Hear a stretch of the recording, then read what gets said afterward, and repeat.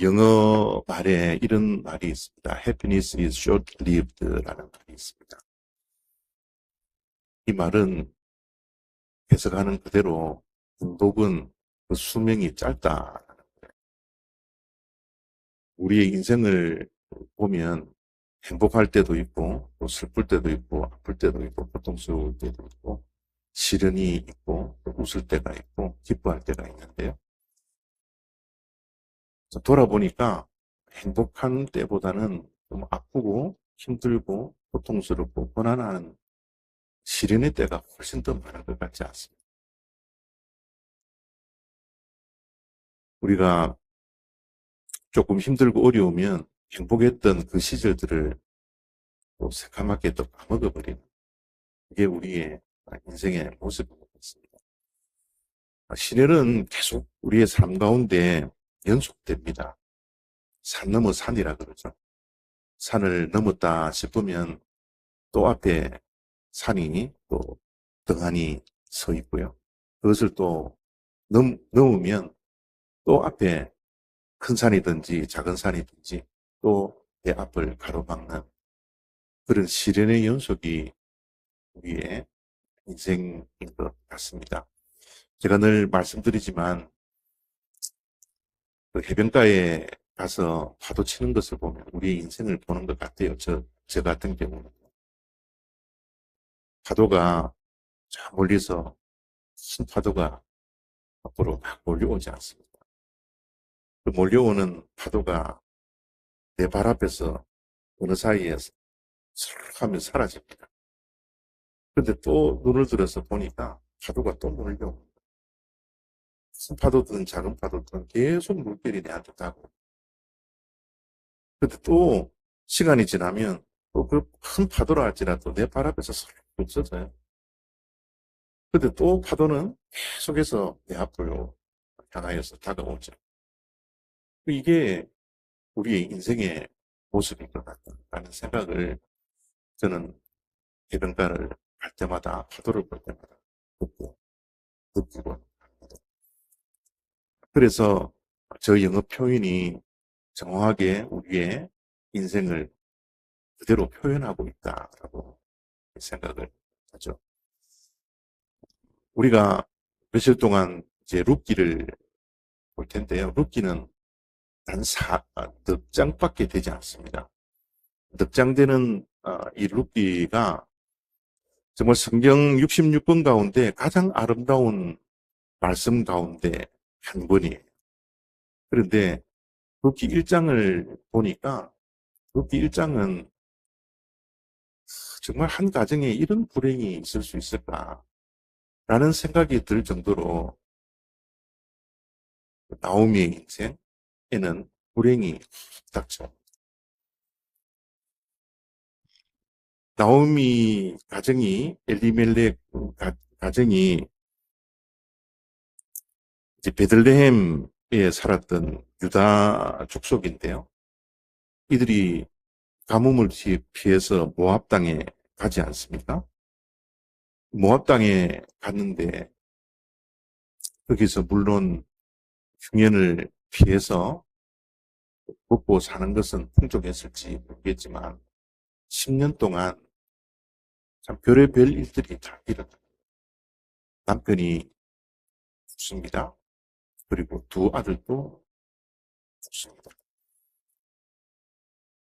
10년 동안 나오미의 인생 가운데는 남편을 땅에 문 그 아픔을 경험합니다. 그리고 두 아들을 가슴에 묻는 그 엄청난 시련을 이 나오미가 경험을 하게 되죠. 10년 동안 그렇게 있다가 때가 되어서 베들레헴 땅에 하나님께서 가뭄을 흉년을 없앴다라는 소식을 듣고 이제 베들레헴을 향해서 가게 됩니다. 오늘 20절 말씀을 보니까 베들레헴에 도착했던 나오미와 나오미를 보면서 그 동네 사람들이 저 사람이 모압 땅에 갔던 나오미가 아니냐. 이렇게 이야기를 합니다. 그때 그 이야기를 듣고 나오미가 이렇게 20절에 말씀을 합니다. 나를 나오미라 부르지 말고 나를 마라라 부르라. 나오미라는 뜻은 기쁨이라는 뜻이래요.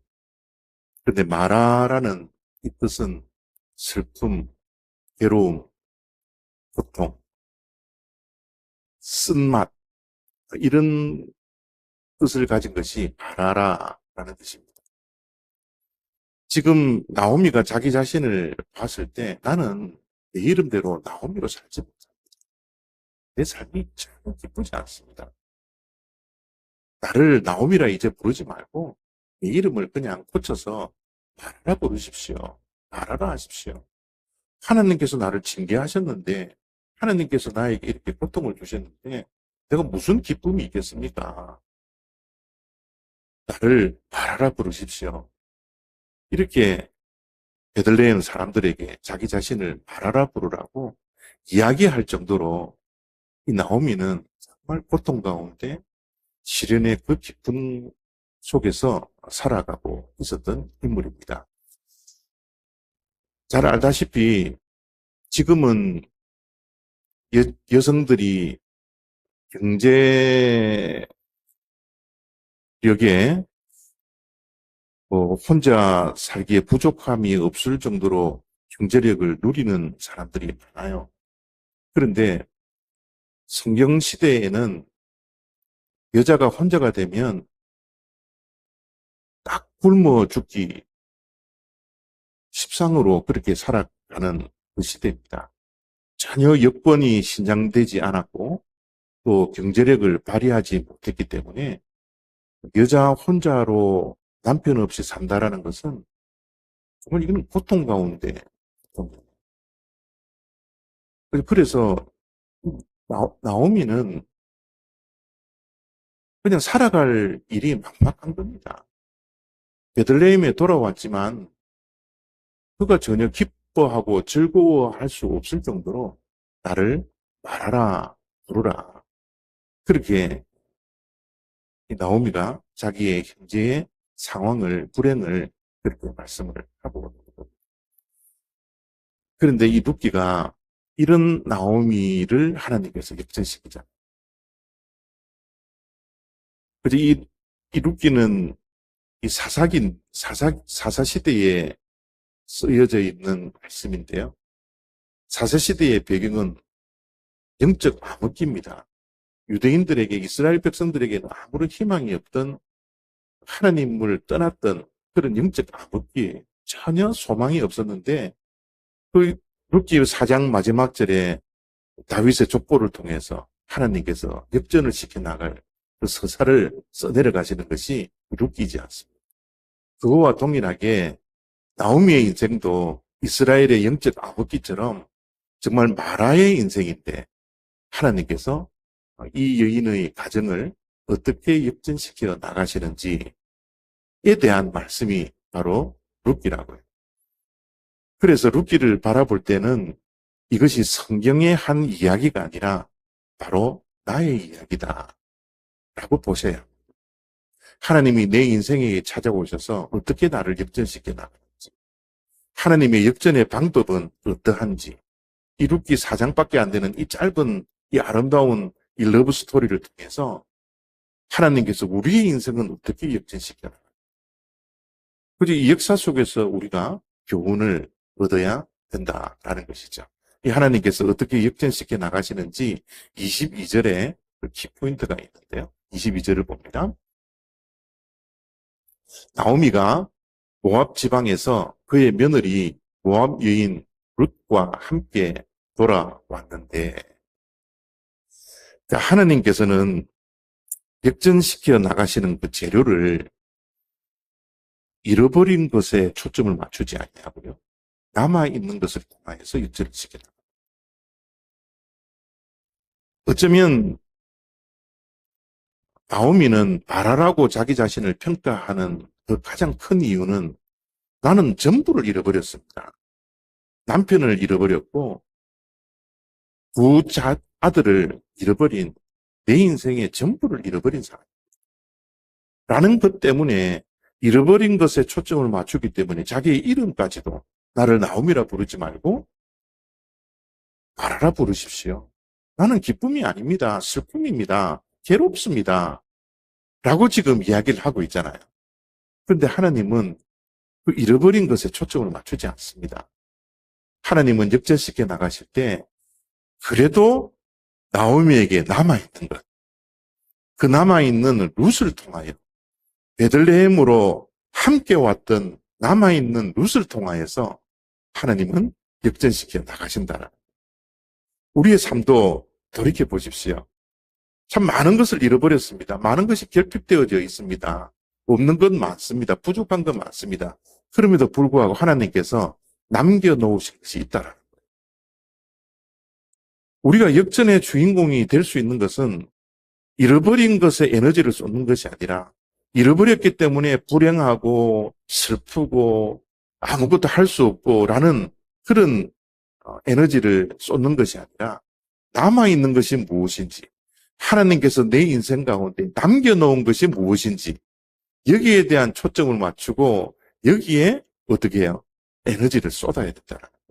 하나님은 남겨놓은 룻을 통하여서, 남아있는 룻을 통하여서 역전시켜 나가신다라는 것을 이 룻기를 통해서 우리가 발견해야 합니다. 그리고 모압에서 베들레헴으로 돌아왔다라는 이것을 공간 이동으로 우리가 보아서는 안 됩니다. 물론 공간 이동이에요. 우리가 서울에서 부산으로 기차를 타고 어디를 간다. 여기에서 LA 쪽으로 어디 차를 타고 공간 이동을 한다. 여러분, 이런 공간 이동의 의미도 있지만, 모압에서 베들레헴으로 모압 여인 룻과 함께 돌아왔다라는 것은 공간 이동이 아니라 중심 이동입니다. 중심 이동.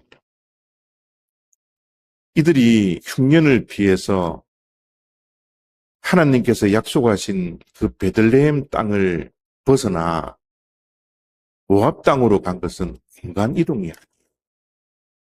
중심 이동이었습니다. 하나님이 약속하신 땅은 하나님의 약속이 있기 때문에 흉년이 있더라도 그 자리를 지켜야 합니다. 그러나 눈에 보이는 그 흉년을 바라보면서 공간 이동을, 하나님이 없는 곳, 우상이 있는 그 모압 땅, 그 땅으로 가게 된 거예요. 그래서 우리가 움직이는 것은 공간 이동일 뿐만 아니라 중심 이동을 해야 되는 거예요. 우리의 중심에 무엇이 있느냐.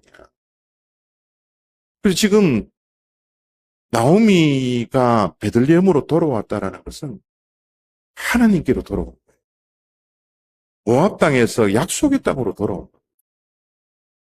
물론 그곳에 흉년을 하나님께서 없애주셨다라는 그 소식을 듣고는 돌아왔지만, 그곳에는 하나님의 약속이 있었던 곳이거든요. 하나님이 계시는 곳이었거든요. 그래서 나오미의 중심이 모압에서 베들레헴으로, 우상이 살던 그곳에서 하나님이 있는 곳으로 중심을 이동했다라는 것을 우리가 기억해야 합니다. 따라오지 않았던 한 며느리가 떠날 때 15절 속에 이렇게 나오미가 말을 하죠. 내 동서는 그의 백성과 그의 신들에게로 돌아가라니. 그죠? 나오미가 그 며느리에게 돌아가라고, 너희 집으로 가라고, 나에게는 아무런 희망이 없다. 내 따라와서는 너희들이 아무것도 살 수 없고, 뭐 과거 세명끼리 뭐 어떻게 살겠느냐고. 우리는 살 수 있는 방법이, 우리는 아무런 희망이 없다고. 내가 그렇다고 결혼을 하겠느냐. 내가 아이를 놓겠느냐. 난 아무런 경제적인 능력이 없다고. 그냥 떠나라고 했을 때, 그 며느리의 한 사람은 떠나지 않습니다. 그 떠날 때 나오미가 이야기를 해요. 그의 신들에게로 돌아갔다고. 그냥 공간 이동을 한 게 아닙니다. 중심 이동을 한 거예요. 그러나 나오미는 룻과 함께 하나님께로 돌아 중심이동을 하는 그 일을 통하여서 하나님은 나오미의 인생을 그 가정을 역전시켜 나가시는 거예요. 그래서 우리도 잃어버린 것에 초점을 맞추지 말고 남아있는 것에 무엇인지를 우리가 집중하고 거기에 하나님의 역전의 손길이 있다는 것을 기억하셔야 하고 또 내 마음의 중심에 과연 누가 있는지 나는 지금 어디를 향하고 있는지 내가 어디로 돌아가야 할지 내 중심이 어디 있는지를 우리가 살펴보아야지 이 룻기의 역전의 그 서사가 바로 오늘날 우리의 삶 가운데 우리의 가정 속에도 이 하나님의 역전의 드라마가 있을 수 있다라는 것이 오늘 우리가 보아야 할 이 룻기의 말씀입니다. 성경은 성경의 이야기로만 남겨놓으면 안 됩니다. 성경의 말씀은 나의 스토리가 되어야 합니다. 아름다운 이야기, 아름다운 말씀이지만 이 말씀이 나의 이야기가 될 때, 우리의 가정의 이야기가 될 때 이 말씀은 살아 움직이시는 거예요. 말씀이 살아서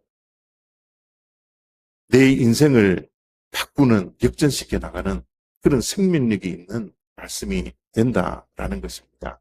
그래서 오늘 룻기 말씀을 통하여서 하나님께서 내 인생에도 있는 것을 통하여서 역전시켜 나가신다라는 것을 믿는 믿음을 가지고 우리가 없는 것에 실망하고 낙심하고 좌절하고 그러는 인생이 아니라 여전히 내 곁에 있는 남아있는 그 무엇을 통하여서 하나님은 역전시키신다라는 것을 꼭 기억하시고 우리의 중심이 늘 하나님을 향한 하나님께 돌아가는 그런 중심 이동을 할 수 있는 저와 여러분 다 되시기를 부탁드립니다. 기도하겠습니다.